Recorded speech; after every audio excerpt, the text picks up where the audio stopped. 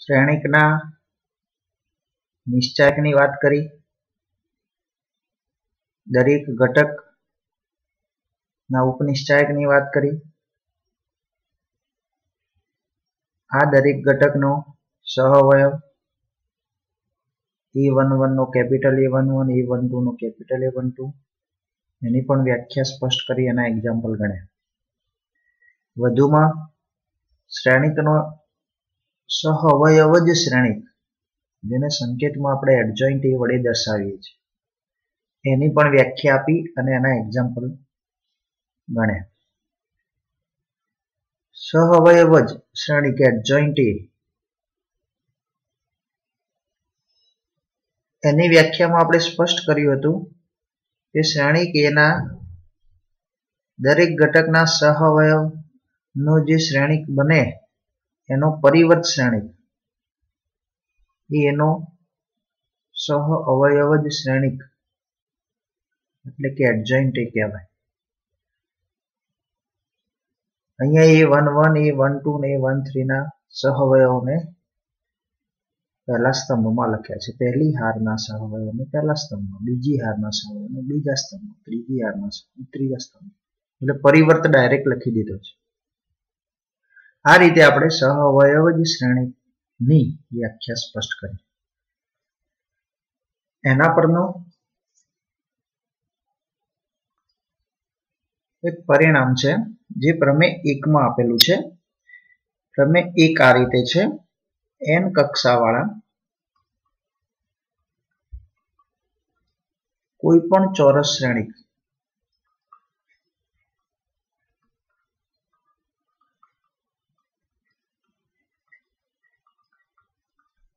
A માટે A અને adjoint A નો ગુણાકાર તથા એડજોઇન્ટ A અને A નો ગુણાકાર તથા નિશ્ચાયક A નો નિશ્ચાયક શ્રેણિક A નો જે નિશ્ચાયક બને તે નિશ્ચાયક A અને એકમ શ્રેણિક I નો ગુણાકાર, આ ત્રણેય સમાન થાય છે. n કક્ષાવાળા કોઈ પણ ચોરસ શ્રેણિક A માટે એડજોઇન્ટ A અને A અને એડજોઇન્ટ A નો ગુણાકાર, એડજોઇન્ટ A અને A નો ગુણાકાર, નિશ્ચાયક A અને I નો ગુણાકાર ત્રણેય સમાન થાય છે, જ્યાં I એ n કક્ષાવાળો એકમ શ્રેણિક છે. એકમ શ્રેણિક છે આપણે જાણીએ છીએ.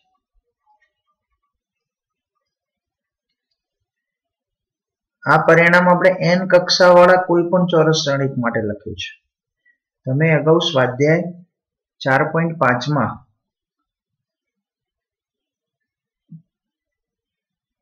એક્ઝામ્પલ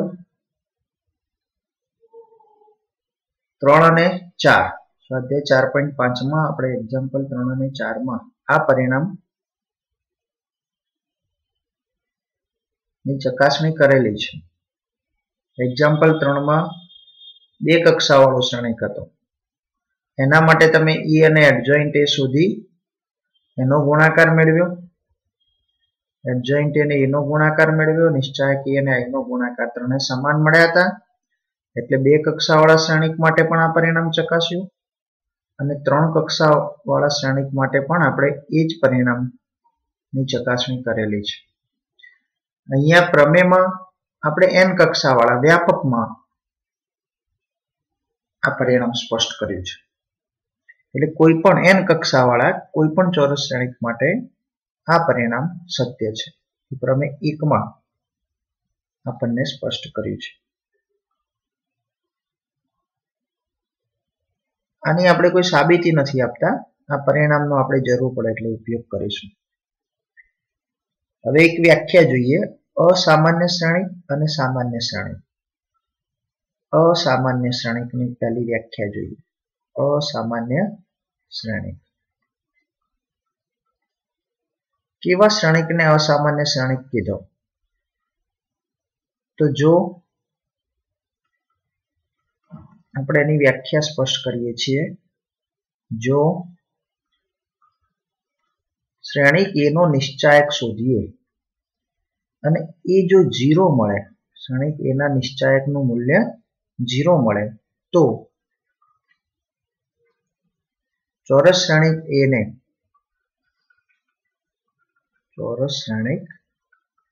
ને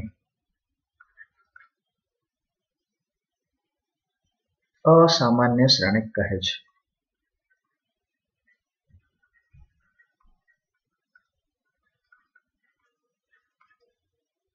શ્રેણિક a ના નિશ્ચાયકનું મૂલ્ય 0 આવે તો ચોરસ શ્રેણિક a નિશ્ચાયક, આપણે જે શ્રેણિકનો નિશ્ચાયક લઈએ ચોરસ શ્રેણિક જ હોય. આ ચોરસ શ્રેણિકનો નિશ્ચાયક શોધ્યો ને 0 મળે તો એ અસામાન્ય શ્રેણિક કહેવાય. નિશ્ચાયકનું મૂલ્ય જો 0 આવે તો, જો નિશ્ચાયકનું મૂલ્ય 0 ન આવે તો એ સામાન્ય શ્રેણિક થશે. એટલે સામાન્ય શ્રેણિકની પણ વ્યાખ્યા સ્પષ્ટ કરી દઈએ. સામાન્ય શ્રેણિક એની પણ વ્યાખ્યા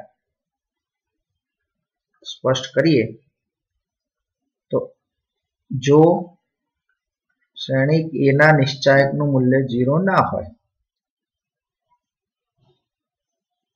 0 હોય તો અસામાન્ય અને 0 ના હોય તો ચોરસ શ્રેણિક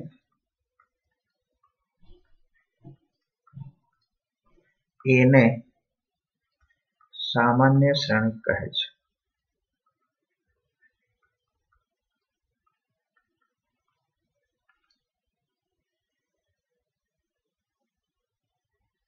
સામાન્ય અને અસામાન્ય શ્રેણિકની વ્યાખ્યા સ્પષ્ટ કરી દીધી. શ્રેણિક a ના નિશ્ચાયકનું મૂલ્ય 0 મળે તો અસામાન્ય અને શ્રેણિક a ના નિશ્ચાયકનું મૂલ્ય 0 ન થાય તો એને સામાન્ય શ્રેણિક કહે છે. આપણે સામાન્ય અને અસામાન્ય શ્રેણિકની વ્યાખ્યા આપી. હવે એક પ્રમેયની પણ નોંધ કરીએ. પ્રમેય 2.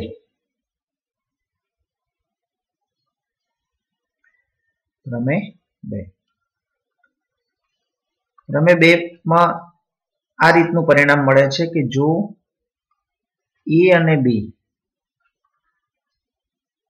સમાન કક્ષાવાળા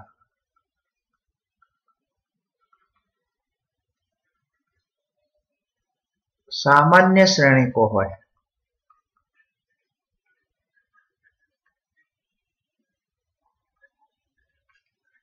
a અને b કેવા શ્રેણિક છે? સામાન્ય શ્રેણિક, સમાન કક્ષાવાળા છે. તો a અને b નો ગુણાકાર કરીએ તો એ પણ સામાન્ય શ્રેણિક થાય. a અને b સમાન કક્ષાવાળા છે, રાઈટ, સાથે સાથે સામાન્ય શ્રેણિક છે. a અને b જો સામાન્ય શ્રેણિક હોય તો એનો ગુણાકાર ab પણ સામાન્ય શ્રેણિક થાય. એમનો ગુણાકાર ba પણ સામાન્ય શ્રેણિક થાય અને બંનેની કક્ષા પણ સમાન જ હોય. a b અને ba પણ તે જ સમાન કક્ષાવાળા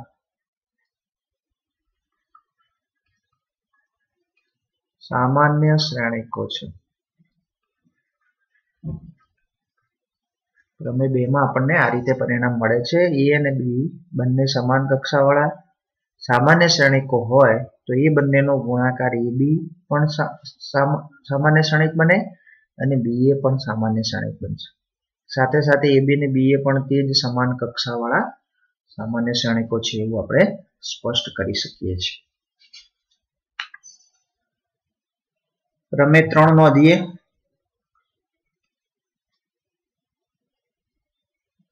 બે શ્રેણિકોના ગુણાકારનો નિશ્ચાયક, બે શ્રેણિકના a અને b નો ગુણાકાર ab, એ બે શ્રેણિકના ગુણાકાર એનો નિશ્ચાયક હોય. ab નો જે નિશ્ચાયક લઈએ તે એ તેમના અનુરૂપ નિશ્ચાયકના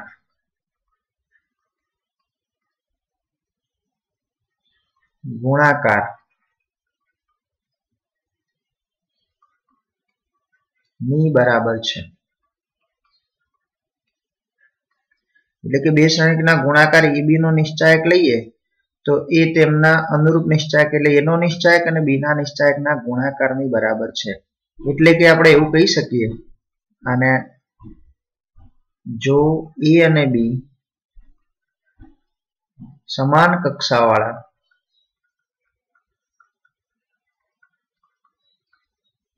ચોરસ શ્રેણિક હોય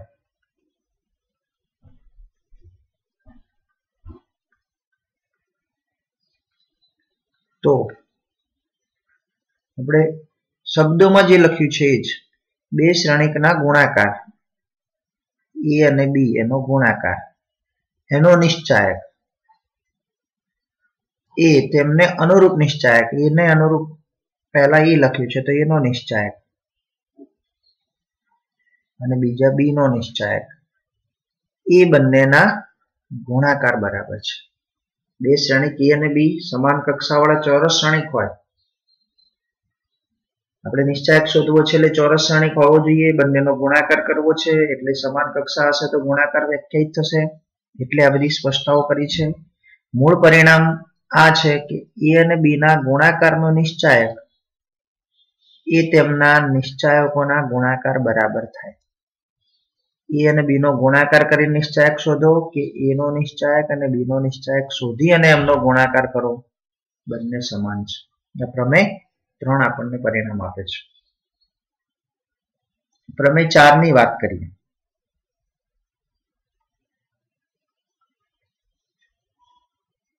જો ચોરસ શ્રેણિક એને વ્યસ્ત શ્રેણિક હોય, જો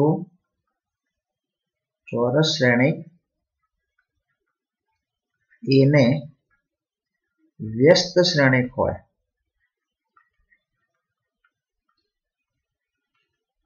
તો અને તો જ એ સામાન્ય શ્રેણિક છે.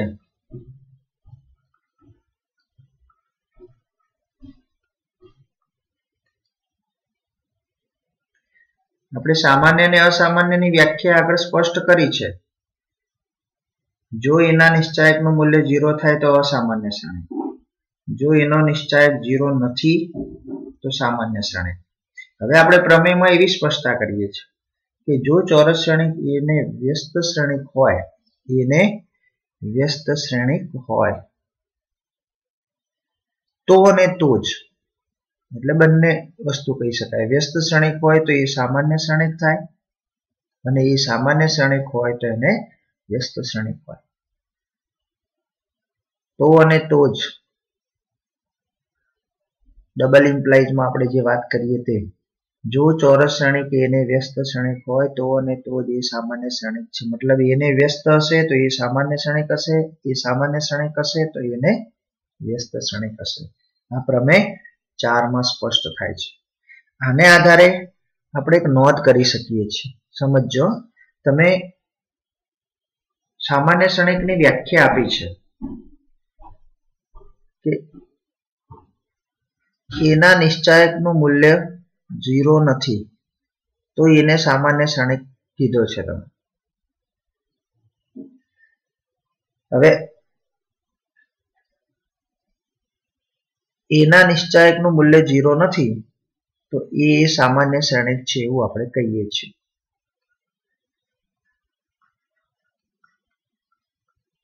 નિશ્ચાયક એનું મૂલ્ય 0 ના હોય તો એ સામાન્ય શ્રેણિક હોય એટલે એનું નિશ્ચાયકનું મૂલ્ય 0 નથી. વધુમાં આપણે આ પ્રમેયનો હવે ઉપયોગ કરીએ તો એને સામાન્ય શ્રેણિક છે તો એને વ્યસ્ત શ્રેણિક હોય તો આમાં આપણે એવું કહી શકીએ કે એને સામાન્ય શ્રેણિક છે તો એને વ્યસ્ત શ્રેણિક હોય, એને વ્યસ્ત શ્રેણિક હોય.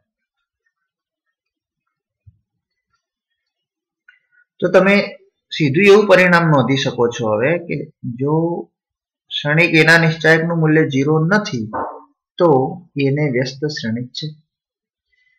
આ પ્રમેય અને વ્યાખ્યા બંને સાથે લઈને આપણે પરિણામ નોંધ્યું. વ્યાખ્યામાં એવું કીધું હતું કે સામાન્ય શ્રેણિક હોય તો એ નોટ ઇક્વલ ટુ એના નિશ્ચાયકનું મૂલ્ય 0 નથી, અને પ્રમેયમાં એવું કીધું કે એ સામાન્ય શ્રેણિક છે તો એને વ્યસ્ત છે. તો એનો મતલબ એ થયો કે નિશ્ચાયક એનું મૂલ્ય 0 નથી તો એને વ્યસ્ત શ્રેણિક છે. એટલે હવે આપણે એને વ્યસ્ત શ્રેણિક છે કે નહીં એની આ એક શરત મળે કહેવાય કે તમારે એને વ્યસ્ત શ્રેણિક છે કે નહીં એ નક્કી કરવું હોય તો એના નિશ્ચાયકનું મૂલ્ય ચેક કરવાનું. એ નોટ ઇક્વલ ટુ 0 આવે તો એ સામાન્ય થઈ જાય, સામાન્ય છે માટે એને વ્યસ્ત શ્રેણિક મળે છે. હવે વ્યસ્ત શ્રેણિકની વ્યાખ્યા સ્પષ્ટ કરી. વ્યસ્ત શ્રેણિક આપણે શ્રેણિકમાં એની વ્યાખ્યા આપેલી છે. આપણે અહીંયા વ્યસ્ત શ્રેણિક માટે વાત કરવી છે તો ફરીથી એ વ્યાખ્યાને સ્પષ્ટ કરીએ છીએ. n કક્ષાવાળા ચોરસ શ્રેણિક, n કક્ષાવાળા ચોરસ શ્રેણિક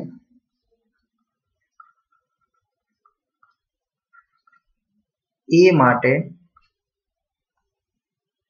એવો શ્રેણિક બી મળે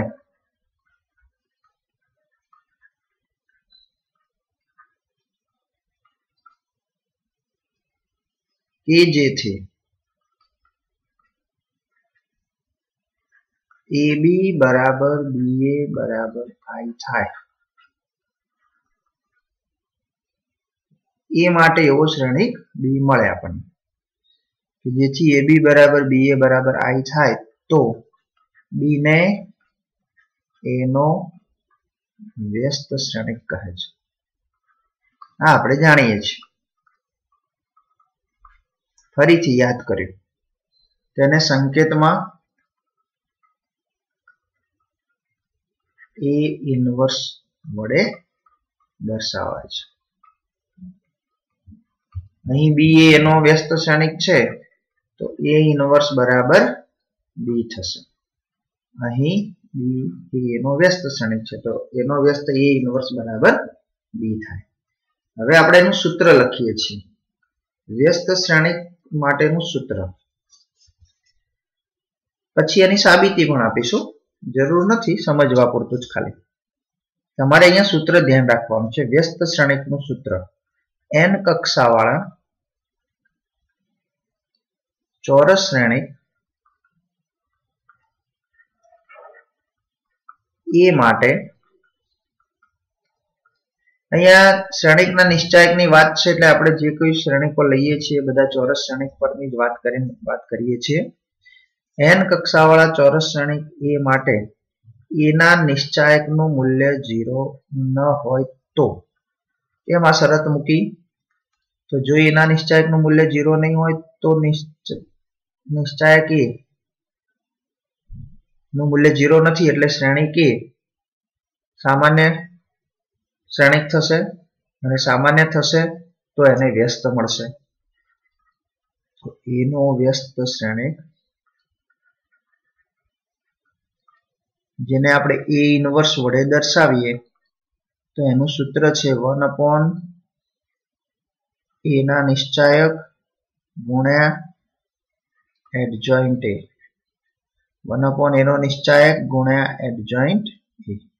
1/A ના નિશ્ચાયક સાથે એડજોઇન્ટ A નો ગુણાકાર કરેલો છે. આ જે મળ્યું તે એનો વ્યસ્ત A ઇન્વર્સ શોધવાનું સૂત્ર છે. આની સાબિતી આપીએ, માત્ર સમજવા પૂરતું છે. તમે આમ તો n કક્ષાવાળા કોઈ પણ ચોરસ શ્રેણિક માટે n કક્ષાવાળા કોઈ પણ ચોરસ શ્રેણિક એ માટે હમણાં જ પ્રમેય 1 માં નોંધ્યું એ પરિણામ A અને એડજોઇન્ટ A નો ગુણાકાર બરાબર એડજોઇન્ટ A અને A નો ગુણાકાર બરાબર નિશ્ચાયક A અને I નો ગુણાકાર થાય. આ ત્રણેય સમાન થાય એવું તમે પરિણામ નોંધ્યું છે. આ પરિણામનો આપણે ઉપયોગ કરીએ અને આ પરિણામમાં દરેક ઘટકને 1 નિશ્ચાયક A વડે ગુણીએ. આમ તો નિશ્ચાયક A નું મૂલ્ય 0 નથી એટલે 1 નિશ્ચાયક A નું મૂલ્ય પણ 0 નહીં થાય એટલે 1 નિશ્ચાયક A નોટ ઇક્વલ ટુ 0 થશે એ આપણે જાણીએ છીએ. તો 1 નિશ્ચાયક A વડે દરેકને ગુણી શકીએ. તો આને ગુણીએ 1 upon નિશ્ચાયક a વડે ગુણ્યા એડજોઇન્ટ ઓફ a સાથે 1 upon નિશ્ચાયક એટલે એક વાસ્તવિક સંખ્યા જ છે k વડે ગુણો સીધા આની સાથે ગુણો એ આપણે જાણીએ છીએ અહીંયા પણ આની સાથે ગુણીએ 1 upon નિશ્ચાયક a into adjoint a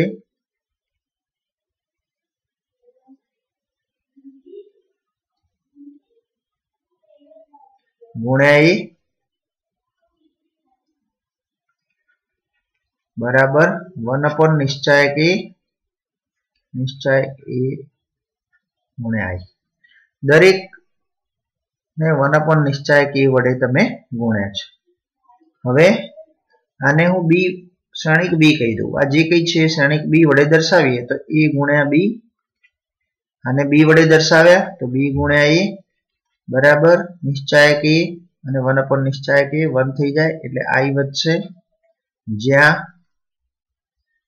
તમે 1 upon નિશ્ચાયક a into adjoint a બરાબર કેટલા લીધા છે b લીધા છે એટલે b મૂકી દીધા હવે તમે જુઓ વ્યાખ્યા પ્રમાણે ab બરાબર ba બરાબર i થાય છે તો b ને a નો વ્યસ્ત શ્રેણિક કહે છે તો આપણે અહીંયા કહી શકીએ કે માટે ba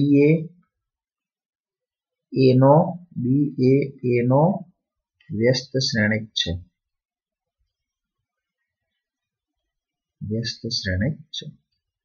ba a નો વ્યસ્ત શ્રેણિક મળ્યો મતલબ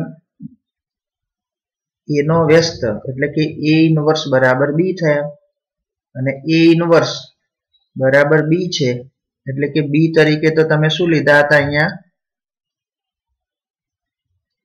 1 upon નિશ્ચાયક a into adjoint a તો આ રીતે આપણને a ઇનવર્સ નું સૂત્ર સાબિતી સાથે મળી જાય આ જે સાબિતી આપી છે એક જાણવા પૂરતું છે ઇન્ટરેસ્ટિંગ ગણતરી છે એટલે આપણે એને અહીંયા સ્પષ્ટ કરી છે બાકી તો તમારે a ઇનવર્સ શોધવા માટે આ સૂત્રનો સીધો જ ઉપયોગ કરવાનો છે કોઈ પણ શ્રેણિકનો વ્યસ્ત શ્રેણિક શોધવાનો થાય તો પહેલા એ ચોરસ શ્રેણિક હોવો જોઈએ એ સામાન્ય શ્રેણિક હોવો જોઈએ મતલબ એનો નિશ્ચાયક નોટ ઇક્વલ ટુ 0 હોય તો એના વ્યસ્ત શ્રેણિકનું સૂત્ર a ઇનવર્સ બરાબર 1 upon નિશ્ચાયક a into adjoint a તમારે એનો એડજોઇન્ટ શોધવાનો એનો નિશ્ચાયક શોધવાનો નિશ્ચાયકનો વ્યસ્ત લઈને એની સાથે ગુણાકાર કરશો એટલે તમને a ના વ્યસ્ત શ્રેણિકનું મૂલ્ય મળી જશે આમ અહીંયા ટોટલ પ્રમેય ચાર પ્રમેય જોયા અને 3 વ્યાખ્યાઓ જોઈ ફરી એકવાર પ્રમેય 1 n કક્ષાવાળા કોઈ પણ ચોરસ શ્રેણિક a માટે a અને એડજોઇન્ટ a નો ગુણાકાર એડજોઇન્ટ a અને a નો ગુણાકાર નિશ્ચાયક a અને i ના ગુણાકાર સમાન થાય છે એવું એક પરિણામ નોંધ્યું સામાન્ય અને અસામાન્ય શ્રેણિકની વ્યાખ્યામાં નિશ્ચાયક a નું મૂલ્ય શોધો અને 0 મળે તો અસામાન્ય શ્રેણિક અને 0 નથી તો સામાન્ય શ્રેણિક ત્યાર પછી a અને b સમાન કક્ષાવાળા સામાન્ય શ્રેણિક હોય તો ab અને ba પણ સામાન્ય શ્રેણિક જ થાય તે જ સમાન કક્ષાવાળા બે શ્રેણિકના ગુણાકારનો નિશ્ચાયક શોધો અને અલગ અલગ નિશ્ચાયક શોધીને ગુણાકાર કરો એ સમાન થાય છે પ્રમેય 4 માં એવું નોંધ્યું કે જો એને વ્યસ્ત શ્રેણિક હોય તો અને તો જ એ સામાન્ય થાય વ્યસ્ત હશે તો એને સામાન્ય શ્રેણિક કહીશું સામાન્ય શ્રેણિક હોય તો એ વ્યસ્ત શ્રેણિક થાય આપણે વ્યાખ્યા અને પ્રમેયને આધારે એક પરિણામ એવું વધારાનું નોંધ્યું હતું કે શ્રેણિક એના નિશ્ચાયકનું મૂલ્ય 0 નથી તો એ સામાન્ય છે અને સામાન્ય છે તો વ્યસ્ત મળે છે એટલે વ્યસ્તનું સીધું પરિણામ એવું કહી શકાય જો એના નિશ્ચાયકનું મૂલ્ય 0 ના હોય તો એને વ્યસ્ત શ્રેણિક હોય એના વ્યસ્ત શ્રેણિકનું સૂત્ર વ્યસ્ત શ્રેણિકની વ્યાખ્યા ફરીથી રિપીટ કરી હતી અને એનું સૂત્ર નોંધ્યું હતું કે n કક્ષાવાળા ચોરસ શ્રેણિક a માટે જો a નોટ ઇક્વલ ટુ એના નિશ્ચાયકનું મૂલ્ય 0 નથી એટલે કે એ સામાન્ય શ્રેણિક છે તો એનો વ્યસ્ત શ્રેણિક a ઇનવર્સ બરાબર 1 upon નિશ્ચાયક a into adjoint a આ સૂત્ર દ્વારા વ્યસ્ત શ્રેણિકના એક્ઝામ્પલ સોલ્વ કરીશું